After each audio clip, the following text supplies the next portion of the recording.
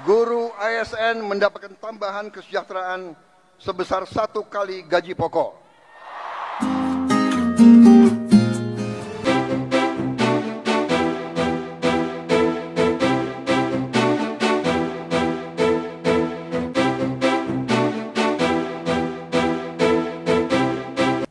Bismillahirrahmanirrahim.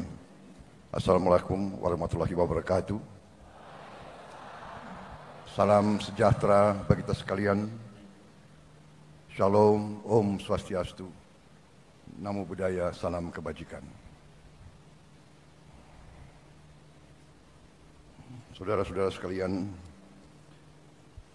yang saya hormati, para menteri koordinator, para menteri, para wakil menteri Kabinet Merah Putih, Panglima TNI, Kapolri, dan terutama panitia yang menyelenggarakan acara puncak ini, peringatan Hari Guru Nasional tahun 2024, dan saudara-saudara, bapak-bapak, ibu-ibu guru yang hadir di velodrome ini dan yang mengikuti acara ini melalui televisi, dan seluruh guru yang bertugas di seluruh tanah air, dan juga mungkin juga ada yang di luar negeri yang saya hormati dan yang saya banggakan. Tentunya kita senantiasa bersyukur kehadirat Tuhan Maha Besar bagi umat Islam, Allah Subhanahu wa Ta'ala, yang memiliki sekalian alam. Hanya kepadanya lah kita berdoa dan hanya kepadanya lah kita meminta pertolongan. Saudara-saudara sekalian, saya tidak akan sebut satu-satu menteri yang hadir karena sudah disebut oleh Bapak Menteri Pendidikan Dasar dan Menengah, Profesor Dr. Abdul Muti, yang saya hormati, sudah disebut. Jadi demi efisiensi, saya kira tidak perlu saya sebut satu persatu tanpa mengurangi rasa hormat saya. Bagaimana? Setuju?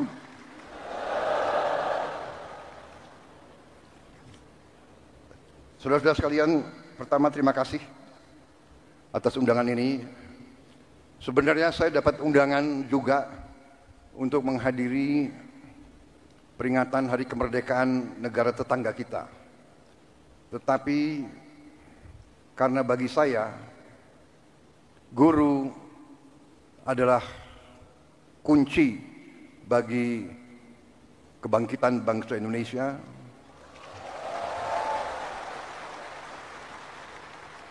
Guru bagi kita semua adalah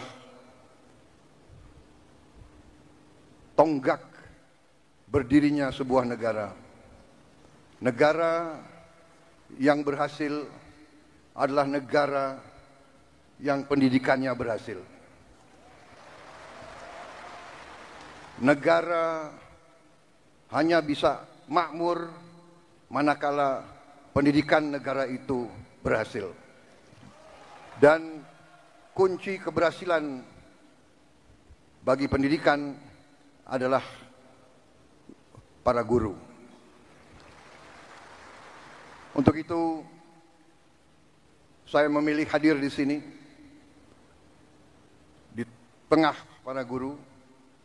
Intinya untuk atas nama seluruh pemerintah dan bangsa Indonesia, saya hadir di sini untuk mengucapkan terima kasih kepada para guru. Tidak akan ada negara yang berhasil tanpa guru. Saya berdiri di hadapan saudara-saudara sebagai Presiden Republik Indonesia karena guru-guru saya baik. Walaupun mungkin saya dulu sebagai murid termasuk murid yang agak bandel begitu. Tapi karena guru-guru saya tidak mau menyerah membimbing saya, akhirnya ya hari ini saya berdiri di hadapan rakyat Indonesia sebagai Presiden Republik Indonesia. Karena kesadaran saya bahwa pendidikan adalah kunci daripada kebangkitan bangsa Indonesia, dan bahwa bangsa Indonesia ini tidak ada pilihan. Kita harus bangkit atau kita terus menjadi negara yang begitu-begitu saja, negara yang rakyatnya masih banyak yang miskin. Kita akan menghilangkan kemiskinan melalui pendidikan. Karena itu, sewaktu saya menerima mandat dari rakyat Indonesia, fokus saya dan tim saya yang akhirnya menjadi kabinet yang saya pimpin, fokus kita yang utama adalah pendidikan. Di banyak negara, fokus prioritas pemerintahan dicerminkan oleh APBN, anggaran pembiayaan dan belanja negara, APBN. Banyak negara, termasuk negara-negara besar di dunia, APBN mereka nomor 1 adalah pertahanan. Amerika Serikat, pertahanan. Bahkan anggaran pertahanan Amerika Serikat mendekati 60% seluruh APBN. India, nomor 1 dalam APBN India, pertahanan. Dan memang kalau kita jujur, dalam Undang-Undang Dasar kita, Undang-Undang Dasar 1945, dalam pembukaannya, dalam tujuan nasional yang ditetapkan oleh pendiri-pendiri bangsa kita, tujuan nasional kita yang pertama adalah melindungi. Jadi unsur pertahanan. Tetapi kami yang menerima mandat dari rakyat, yang sekarang berada bersama saya dalam Koalisi Merah Putih, kami sekarang yang memegang tanggung jawab pemerintahan, kami menempatkan pendidikan nomor 1 dalam APBN kita.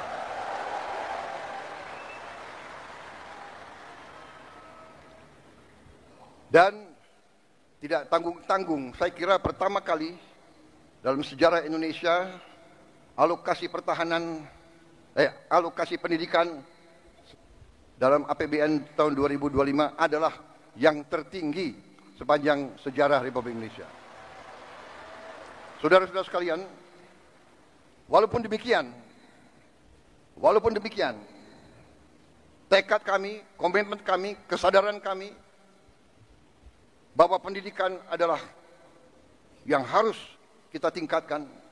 Kita menyadari bahwa masih banyak tantangan dan kekurangan. Kami menyadari hal itu. Tetapi hari ini saya agak tenang berdiri di hadapan para guru karena saya bisa menyampaikan bahwa kita walaupun baru berkuasa 1 bulan, kami sudah bisa mengumumkan bahwa kesejahteraan guru bisa kita tingkatkan. Karena itu saya mengerti kenapa tepuk tangan untuk Menteri Keuangan yang paling keras.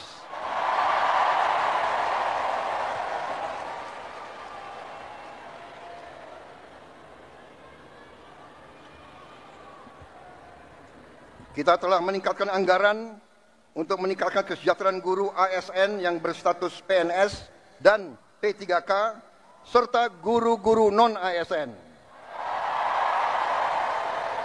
Guru ASN mendapatkan tambahan kesejahteraan sebesar 1 kali gaji pokok. Guru-guru non-ASN nilai tunjangan profesinya ditingkatkan menjadi 2 juta rupiah per bulan. Tahun 2025 terdapat 1.932.666 guru yang bersertifikat pendidik, yaitu 64,4%. Terdapat peningkatan sebanyak 650 guru bersertifikat dibanding tahun 2024. Anggaran untuk kesejahteraan guru ASN dan non-ASN naik pada tahun 2025 menjadi 81,6 triliun rupiah. Naik 16,7 triliun untuk kesejahteraan guru. Masih terkait dengan komitmen kami, pemerintah Anda, untuk meningkatkan kesejahteraan dan kualitas guru, pada tahun 2025 akan dilaksanakan pendidikan profesi guru, PPG, untuk 806.486 guru ASN dan non-ASN yang telah memenuhi kualifikasi pendidikan D4 dan S1. Sekarang ini masih terdapat 249.623 guru yang belum berpendidikan D4 S1. Secara bertahap, mulai tahun 2025, para guru tersebut akan diberi bantuan pendidikan untuk melanjutkan studi ke jenjang D4 dan S1.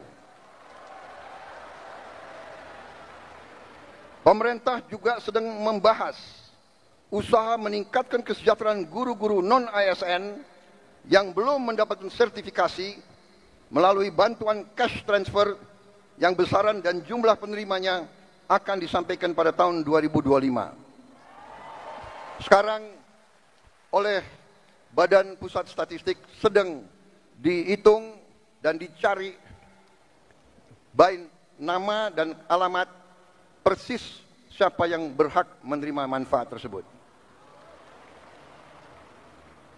Selain itu, untuk meningkatkan layanan pendidikan yang lebih bermutu dan merata, untuk tahun 2025 pemerintah telah mengalokasikan dana senilai 17,15 triliun rupiah untuk melakukan rehabilitasi, perbaikan dan renovasi 10.440 sekolah negeri dan swasta.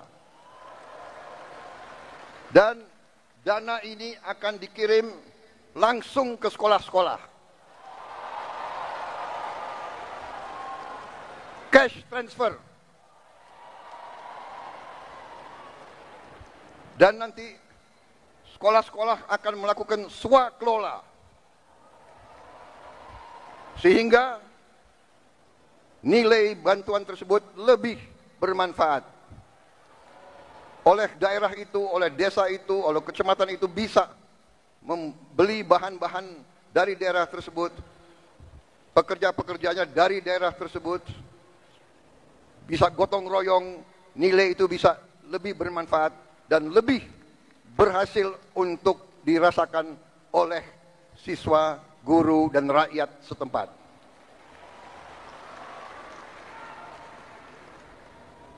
Saudara-saudara sekalian, saya yang paling sadar bahwa ini masih harus kita tingkatkan.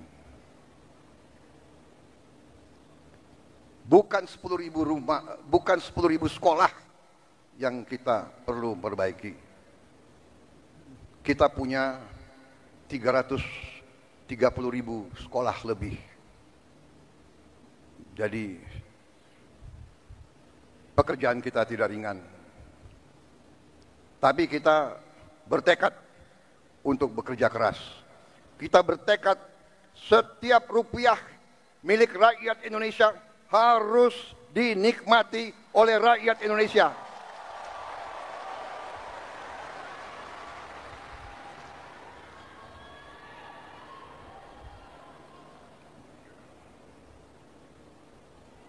Saudara-saudara sekalian,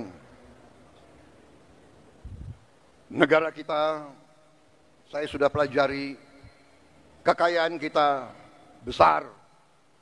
Kita harus bersyukur ke Yang Maha Kuasa. Kita diberi karunia yang sangat besar, yang berlimpah-limpah. Kita mungkin sedikit di antara 200 negara di bumi ini yang memiliki sumber seperti kita.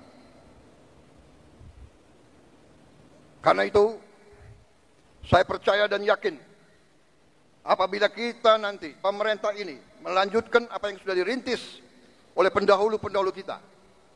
Dan kita harus mengakui, semua pendahulu kita, semua presiden, semua menteri, semua pemerintah yang sebelum kita, semua punya jasa pengabdian kepada negara dan bangsa dan rakyat. Janganlah kita menjadi bangsa dan rakyat yang tidak bersyukur kepada pendahulu, kepada orang tua, kepada senior, saudara-saudara sekalian. Tapi dengan segala apa yang sudah disumbangkan, kita sekarang bertanggung jawab, kita harus berbuat yang lebih baik lagi. Kita harus berbuat yang lebih teliti lagi. Kita harus bekerja yang lebih berani lagi, saudara-saudara sekalian. Yang terutama, kita harus berani untuk berjuang menghasilkan pemerintahan yang bersih, pemerintahan yang sungguh-sungguh bekerja untuk rakyat Indonesia.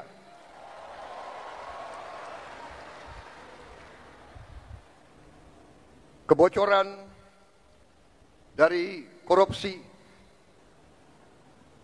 dari judi online,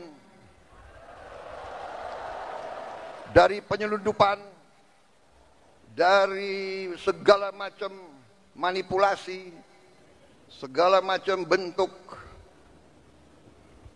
penipuan dan curang-mencurang, mengakibatkan kekayaan kita banyak yang hilang, yang tidak bisa dinikmati oleh rakyat Indonesia.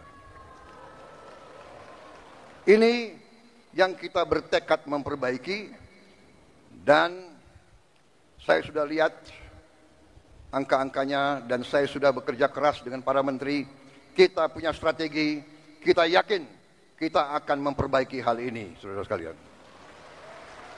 Karena itu, saya mohon ketabahan pada guru. Saya mohon kesabaran pada guru. Saya mohon kepercayaan pada guru kepada kami.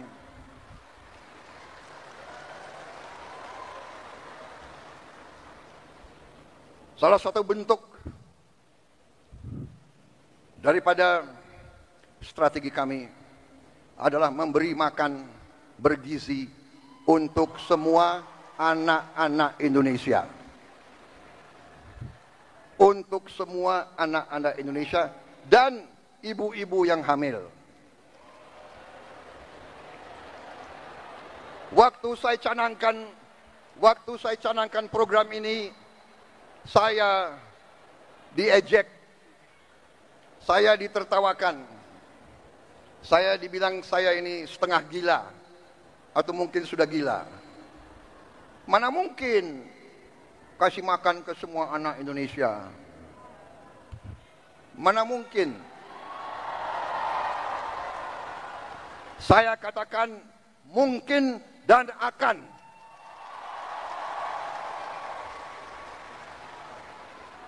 Kita harus jadi bangsa yang berani. Jangan sebelum apa-apa, mana mungkin. Menyerah sebelum berusaha, menyerah sebelum berjuang. Dan saya telah mengajak semua menteri, semua wakil menteri, semua dirjen, semua pemimpin, saya mengajak mereka. Sekarang sungguh-sungguh kita harus berjuang, bekerja sebesar-besarnya untuk kepentingan rakyat kita.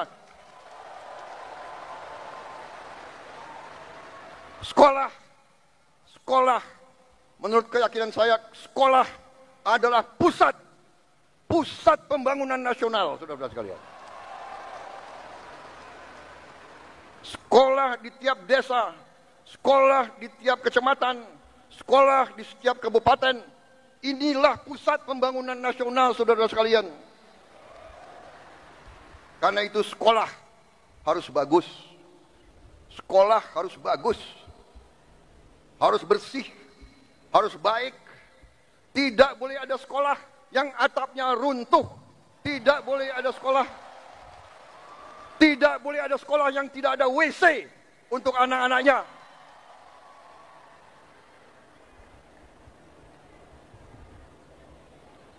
Insya Allah dalam waktu yang tidak lama lagi saya akan menempatkan televisi yang cukup canggih di setiap sekolah di seluruh Indonesia.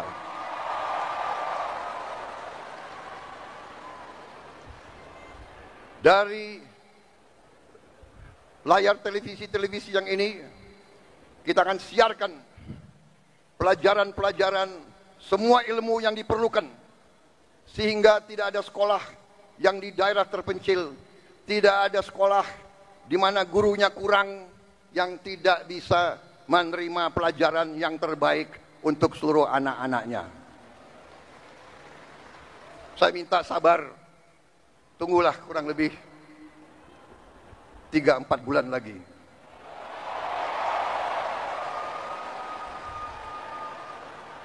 Yang akan bekerja keras, yang akan pusing Menko PMK, Menko Pemberdayaan Masyarakat, Menteri Pendidikan Dasar, Menteri Pendidikan Tinggi dan Sains, itu semuanya saya lihat akan tambah pusing, tapi nggak apa-apa. Terhormat, kalian pahlawan untuk rakyat dan untuk guru-guru kita. Kalau kita mengabdi untuk rakyat kita, itu kehormatan. Bahkan, jangankan mengabdi, kalau kita mati untuk rakyat kita, itu kehormatan, saudara-saudara.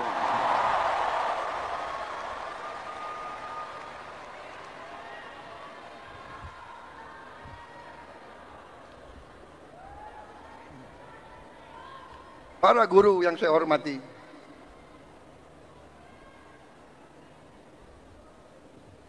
saya merasa ada ikatan batin dengan saudara-saudara karena orang tua saya juga guru.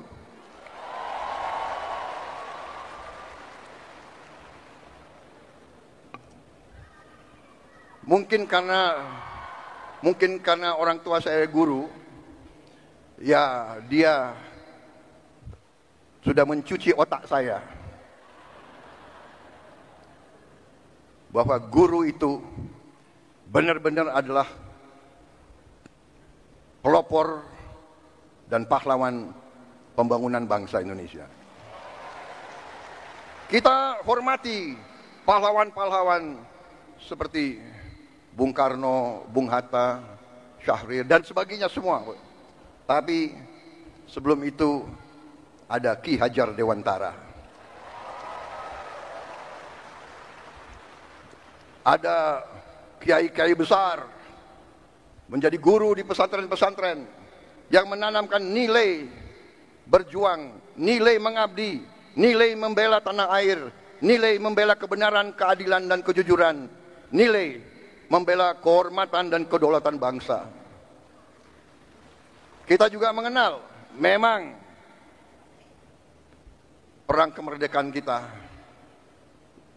direbut oleh pejuang-pejuang bersenjata. Tapi kita juga ingat, Panglima TNI yang pertama adalah seorang guru.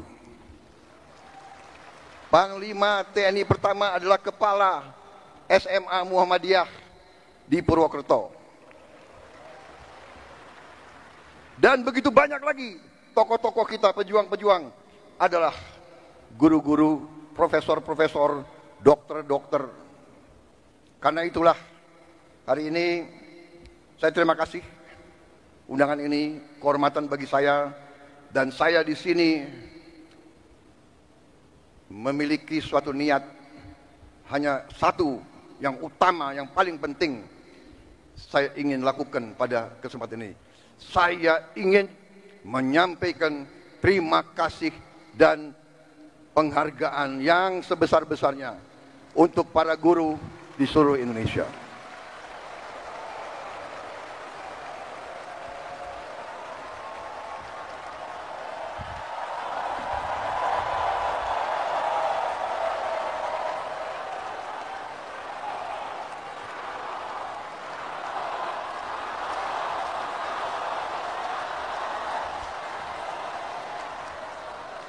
Kami paham, kami mengerti usaha kami, usaha Menteri Pendidikan Dasar Menengah, usaha Menteri Keuangan. Kami sadar apa yang kita berikan pengumuman hari ini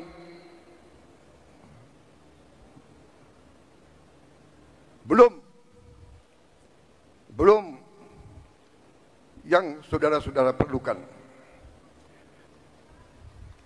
Tapi ini adalah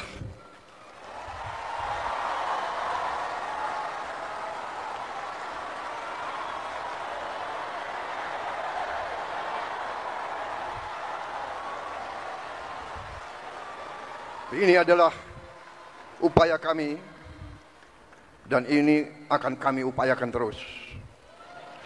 Saudara-saudara, kita harus memperbaiki kehidupan seluruh rakyat kita, para guru, para pekerja, para petani, para nelayan, seluruh rakyat kita memerlukan kualitas hidup yang baik, dan kualitas hidup yang baik memerlukan pemerintahan yang bersih.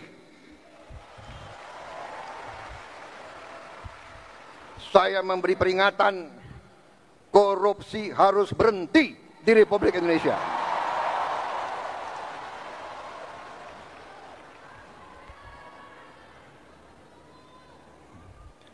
Kabinet Merah Putih, pemerintah yang saya pimpin, tidak akan ada toleransi kepada korupsi dan pencurian dan penyelewengan. Berhenti, berhenti, berhenti. Terima kasih. Saya kira itu yang ingin saya sampaikan.